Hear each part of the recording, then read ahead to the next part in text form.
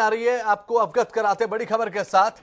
सिरसा में किसानों के दिल्ली कूच को लेकर प्रशासन अलर्ट है। हैवी व्हीकल और कमर्शियल गाड़ियों के लिए एडवाइजरी जारी कर दी गई है। भारी वाहनों के लिए पंजाब चंडीगढ़ जाने वाले सभी रास्ते बंद कर दिए गए हैं।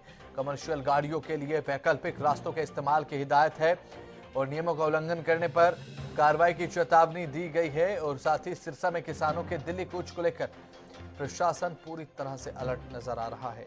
हैवी व्हीकल कमर्शियल गाड़ियों के लिए एडवाइजरी जारी कर दी गई। ज्यादा जानकारी के साथ हमारे पॉलिटिकल एडिटर अमित तिवारी हमारे साथ जुड़ चुके हैं। अमित तिवारी, देखिए कड़े प्रबंध कर दिए गए हैं सिरसा में ताकि जो किसान हैं वो शांत रहें, एक तरीके से शांति व्यवस्था बनी रहे। बिल्कुल बसंत, देखिए न केवल सिरसा में कहा जाए बल्कि पूरे हरियाणा में ही चाक चौबंद व्यवस्था कर दी गई है ताकि शांति व्यवस्था को कायम रखा जा सके।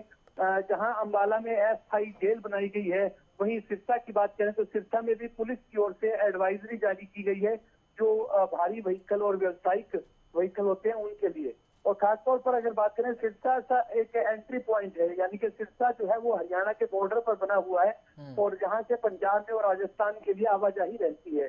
तो ऐसे में वहां जो है पूरी तरह से प्रतिबंधित कर दिया गया उस मार्ग को कि सिरसा का जो मार्ग अपनाया जा रहा था राजस्थान और पंजाब जाने के लिए और चंडीगढ़ जाने के लिए, तो वहां पर पूरी तरह से इन व्हीकल जो व्यावसायिक जो कमर्शियल व्हीकल होते हैं, हैवी व्हीकल होते हैं, इन पर पूरी तरह से रोक लगा दी गई है। पुलिस अधीक्षक सिरसा के हैं विक्रांत भूषण, उनकी ओर से एडवाइजरी जारी की गई है कि अभी से ही अपना मार्ग जो बदल ले, इसके बीच में सिरसा के बीच में से प्रवेश कोई करेगा तो उसके खिलाफ जो है वो नियमानुसार कार्रवाई की जाएगी। तो ऐसे में व्यवस्था देखिए चाक चौबंद है। और इंटरनेट सेवाएं, जैसे आपने पहले कहा बसंत की, आज सुबह 6 बजे से लेकर और 13 फरवरी 12 बजे रात 12 बजे तक यह इंटरनेट सेवाएं बंद रहेंगी।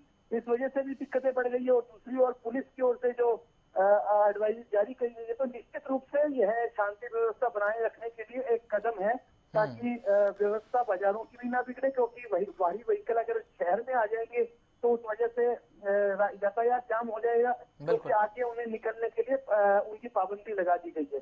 तो ऐसे में अभी तमाम व्यवस्था और सिरसा में भी धारा 144 लागू कर दी गई है।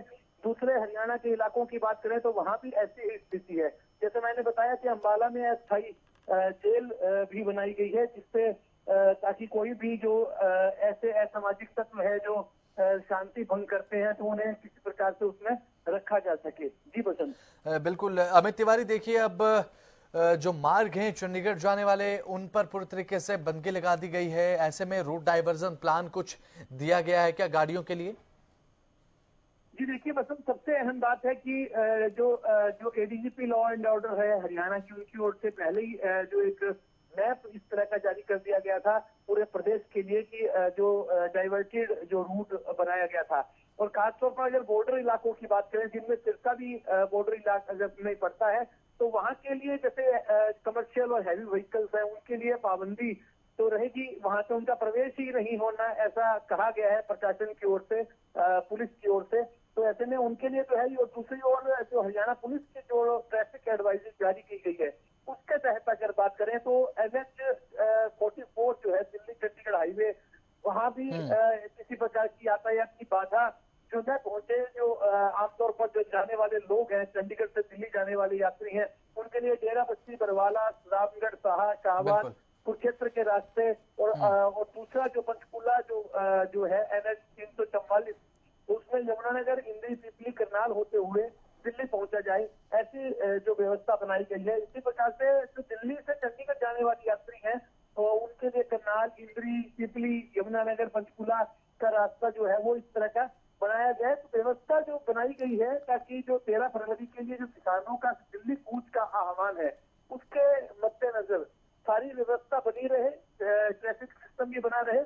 तो पुलिस और प्रशासन की ओर से अपनी तरफ से पूरी व्यवस्था की गई है। देखने वाली बात है कि कितनी बड़ी संख्या में किसान आते हैं। हालांकि बैरिकेडिंग की गई है। अगर बात करें बॉर्डर इलाकों की, जो डबाली, जो सिरसा जिला का डबाली कस्बा है, वो बॉर्डर पर पड़ता है राजस्थान और पंजाब के बॉर्डर पर।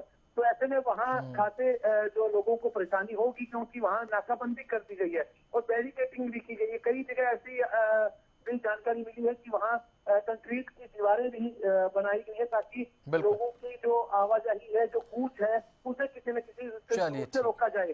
देखिए, बसंत सरकार 2 मोर्चों पर काम कर रही है। हाँ। एक तरफ तो जो व्यवस्था बनाए रखने की कोशिश है उस मोर्चे पर काम करना है, दूसरी ओर किसान संगठनों से बातचीत का भी जो क्रम शुरू कर रखा है ताकि उनसे टेबल पर आकर उनसे बातचीत की जा सके तमाम कानूनों को लेकर। तो बिल्कुल अमित, अब देखने वाली बात यही होगी कि कल जो बैठक होगी उसमें क्या बातचीत बनती है और उसके बाद प्रशासन के नियम कितने कारगर होंगे, ये भी देखने की बात होगी। बहुत बहुत शुक्रिया अमित तिवारी जुड़ने के लिए, तमाम जानकारी दी आपने। और सिरसा में अब किसानों के दिल्ली कूच को लेकर तैयारियां किसानों की तरफ से अगर बात करें तो की गई है, तो वहीं प्रशासन पूरी तरह से अलर्ट है।